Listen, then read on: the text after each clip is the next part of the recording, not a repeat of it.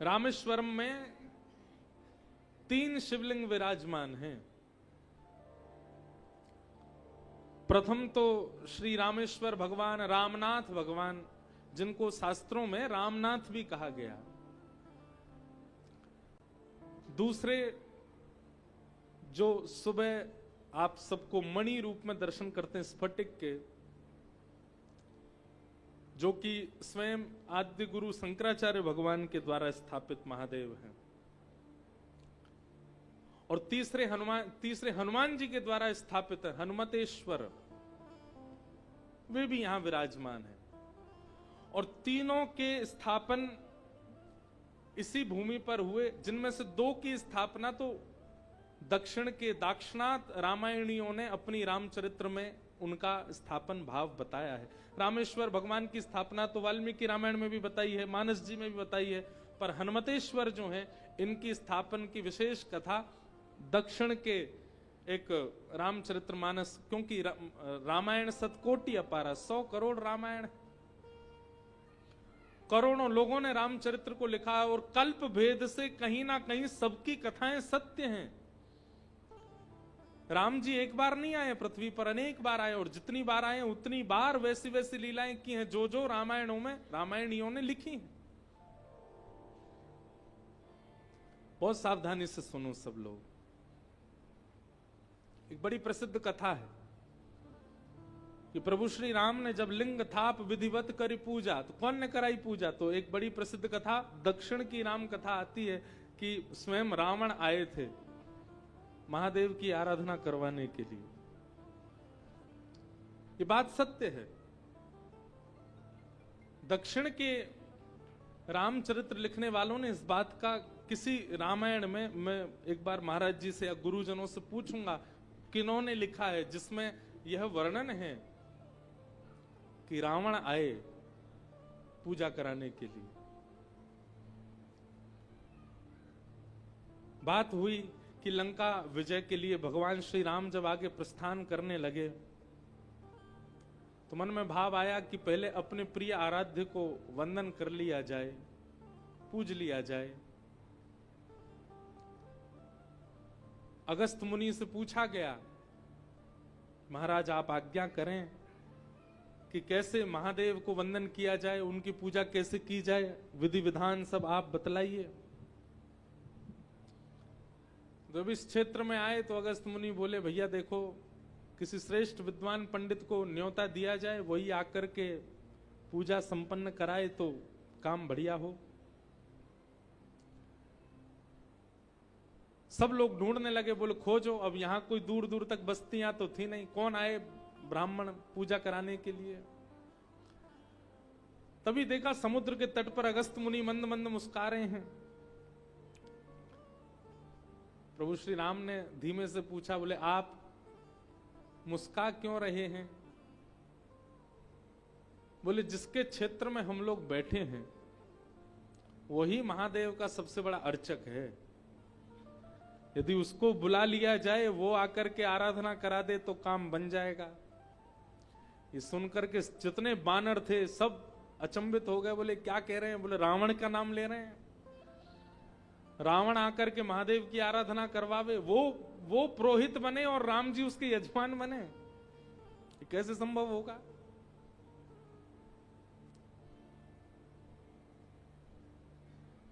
परंतु इस भाव पर राम जी भी प्रसन्न से हो गए।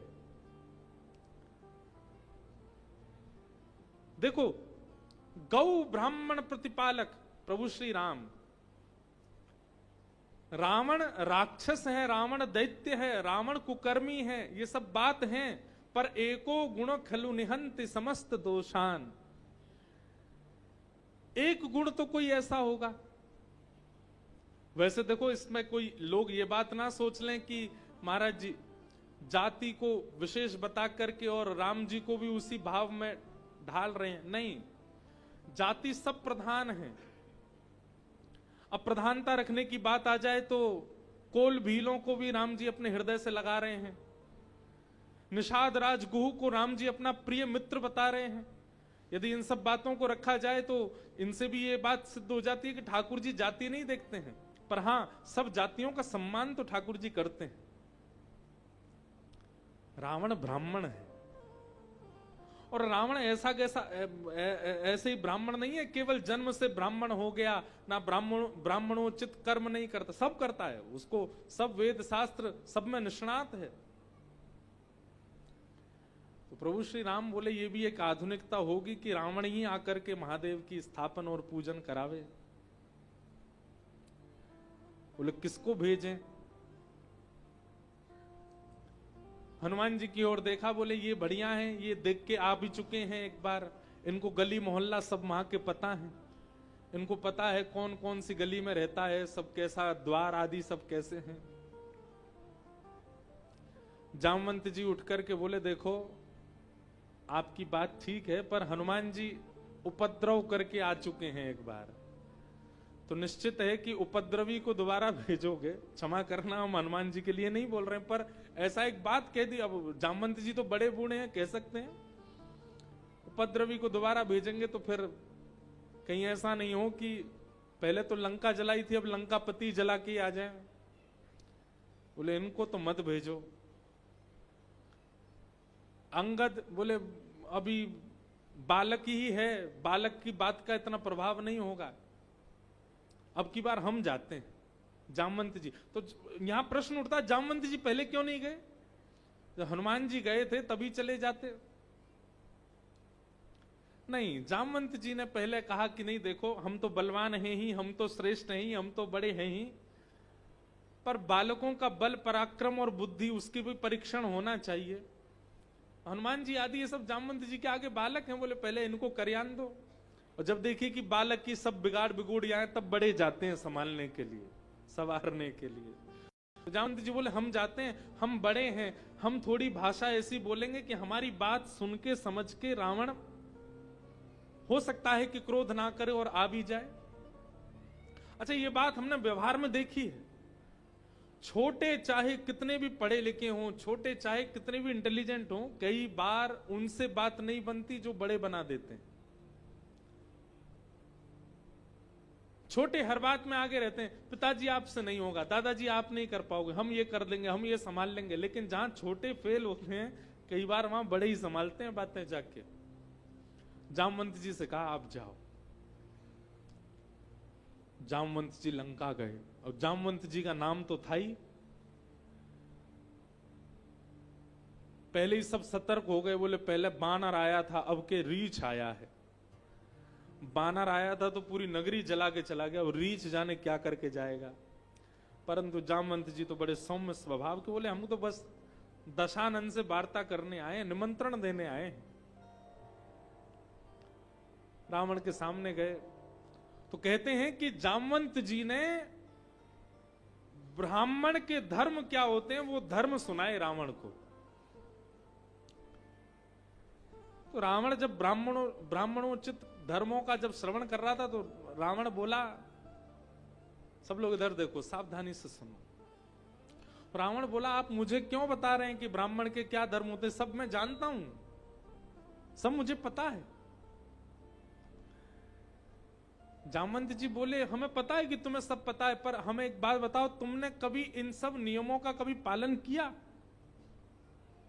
रावण बोले मतलब? बोले कभी किसी का गृह प्रवेश कराया आपने? रावण बोले हम किसका गृह प्रवेश कराएंगे? जामवंत जी बोले कभी किसी के यहां शांति पाठ किया आपने जाकर के? किसी का ब्याह पढ़ाया आपने? अरे ये सब चीजें छोड़ो, कभी किसी देव की आराधना करवाई? ये तो ब्राह्मण का जन्मजात कर्म होता है, आपने कभी करवाया? रावण बोला हमको इन सब की आवश्यकता ही नहीं पड़ी। और कोई इतना बड़ा यजमान है दुनिया में जो रावण को पुरोहित बना करके बुलावे? हमारी तो दक्षिणा ही बड़ी मोटी होगी।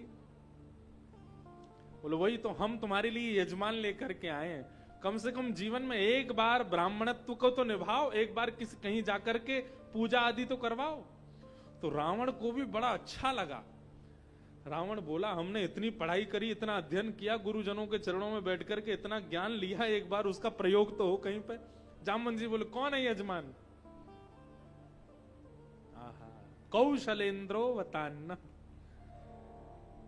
सूर्यवंशी राजा दशरथ नंदन, कौशल्या नंदन, अवधपति प्रभु श्री राम। रावण भले ही तुम्हारा उनका बैर चल रहा है, आगे जो होगा वो बात की बात है, पर अभी यहां धर्म का थोड़ा चिंतन कर लिया जाए तो वे एक प्रकार से तुम्हारे दायरे में आए हुए हैं। तुम्हारा दायरा है पूरा, और तुम्हारे दायरे पर आकर के वो तुम्हारे ही आराध्य को वंदन करना चाहते हैं, महादेव को वंदन करना। रावण कितना भी क्रूर होगा, पर महादेव का नाम सुनते ही उसके नेत्र सजल होते थे। महादेव, कोई शिव कह दे, कोई रुद्र कह दे, कोई महादेव कह दे, उस समय रावण के 2 क्षण के लिए मानो रोंगटे से खड़े हो जाते थे। अपने आराध्य का स्मरण करके रावण पिघल सा जाता है। जामवंत जी ने कहा तुम्हारे दायरे में आकर के तुम्हारे ही आराध्य को वंदन करना चाहते हैं, पुरोहित ढूंढ रहे हैं, दूर दूर तक कोई विद्वान ब्राह्मण नहीं मिल रहा है। तब हम सबके चित्त में तुम्हारा स्मरण आया, तुम बहुत विद्वान हो, भले ही तुम्हें आवश्यकता नहीं, तुम आज उस पदवी पर बैठे हो कि तुम्हें कहीं जाकर के पूजा आदि कराने की आवश्यकता नहीं है, पर तुम्हारे आराध्य और तुम्हारे द्वारा यजमान का कल्याण हो, इस नाते से अगर तुम जाकर के अनुष्ठान कराओ, वहां वैदिक पूजन कराओ, कितना आनंद हो। रावण को बहुत अच्छा लगा। रावण को लगा कि चलो इसी बहाने हमने जो सीखा उसका थोड़ा प्रकाश होगा, और वो भी किसी सामान्य एरे गहरे के नहीं, अंदर से तो सब जानता ही है रावण राम जी कौन है, साक्षात परब्रह्म है, परमात्मा है। उनके सामने जाकर के अपने वैदुष्य पूर्ण वाणी से महादेव की आराधना करवाने का अवसर ये मैं कैसे चुका दूं, कैसे जाने दूं हाथ से।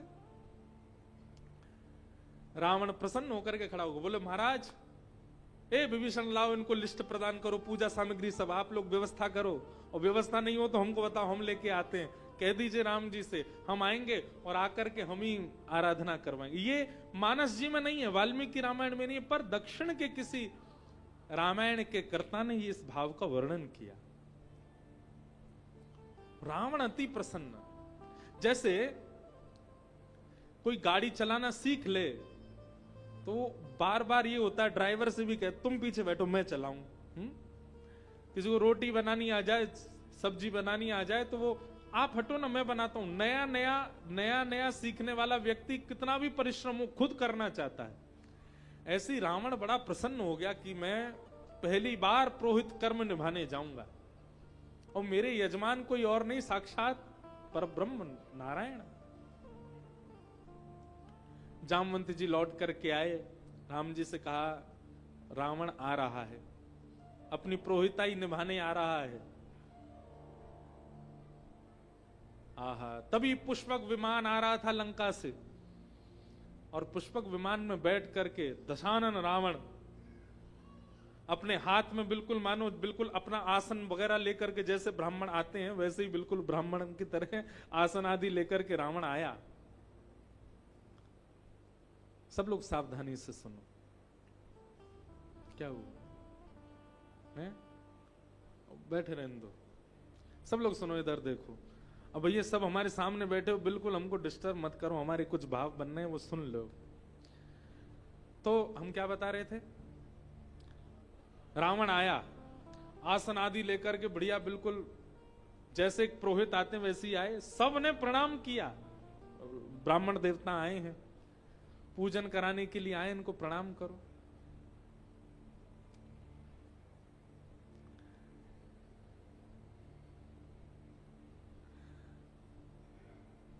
कहते हैं लक्ष्मण जी थोड़े से कुलबुला गए, क्रोध में भर गए, और लक्ष्मण जी तो क्रोध में आए, पर लक्ष्मण जी से भी ज्यादा क्रुद्ध कौन हो गए? हनुमान जी महाराज। यानी हमारी पूंछ में आग लगाई, और अब यहां पे हमारे ही रूप की आराधना करवाने आया है। क्यों? 11वें रुद्र हैं महादेव के, महादेव ही हैं हनुमान जी। और रावण आकर के बढ़िया सुंदर दिशा आदि देख करके उसने बिल्कुल भी ऐसा प्रतीत ही नहीं होने दिया कि दोनों शत्रु हैं। दिशा देखने लगा, दिशा निर्देशन करने लगा, राम जी को आकर के बताने लगा। बोले घर में किया गया अनुष्ठान उससे भी ज्यादा फल मिलता है यदि वो किसी देव तीर्थ में किया जाए। देव तीर्थ से भी ज्यादा फल मिलता है यदि वो किसी नदी के किनारे किया जाए। नदी से भी ज्यादा फल मिलता है यदि वो गौशाला में किया जाए। गौशाला से भी ज्यादा फल मिलता है यदि वो संगम में किया जाए। और संगम से भी ज्यादा पूरी पृथ्वी में कहीं भी किया जाए, सबसे श्रेष्ठ फल प्राप्त होता है समुद्र के तट पर किया जाए। आप सौभाग्यशाली हैं, आप सौभाग्यशाली हैं। महोदधि के तट पर आप महादेव की आराधना करने के लिए विराजे। यजमान बैठो। राम जी बैठ गए। रावण बोला, देखिए सबसे सुंदर मुहूर्त है अभिजीत मुहूर्त, और उसी मुहूर्त में ही आपकी शिव आराधना होनी चाहिए। तो आप जिस कामना से शिव आराधना कर रहे हैं वो पूर्ण हो जाएगा। यदि अभिजीत मुहूर्त निकल गया तो आपकी शिव आराधना रहेगी, पर कामना पूरी होगी कि नहीं इसकी कोई गारंटी नहीं है। और अभिजीत मुहूर्त थोड़ी देर में प्रारंभ होने वाला है। प्रभु श्री राम ने तुरंत हनुमान जी की ओर देखा। हनुमान जी तो अपने दांत कसक रहे थे, मुट्ठी बना रहे थे। बोले इसमें एक मुष्टिक प्रहार करके यही नष्ट कर दूं, जो होगा सो बाद में देखा जाएगा। इतना युद्ध प्रचंड आदि सब करना नहीं पड़ेगा, यहीं इसको मार देंगे और फिर सीता जी को हम लेकर के आ जाएंगे, यहीं से ही राम जी लौट जाएंगे। राम जी सब समझ गए, बोले हनुमान जी के मन में क्या चल रहा है। और लक्ष्मण जी पीछे से नोच भी रहे थे हनुमान जी को। बोले मैं और तुम मिलके ही कर सकते हैं इस काम को। लेकिन अपने आराध्य को स्थापित करना चाहते हैं प्रभु श्री राम। तुरंत हनुमान जी बोले इधर आओ। सुना आपने ब्राह्मण देवता पुरोहित जी क्या कह रहे हैं? अभिजीत मुहूर्त से पहले हमको शिवाराधना करनी है। बोले जी भगवान, तो क्या, जाओ जल्दी सुंदर शिवलिंग लेकर के आओ, तभी तो आराधन होगा। हनुमान जी महाराज तो भूल भाल गए, रावण को मारना वारना उनको तो तुरंत राम आज्ञा हो गई, अब तो आज्ञा पूरी करनी है पहले।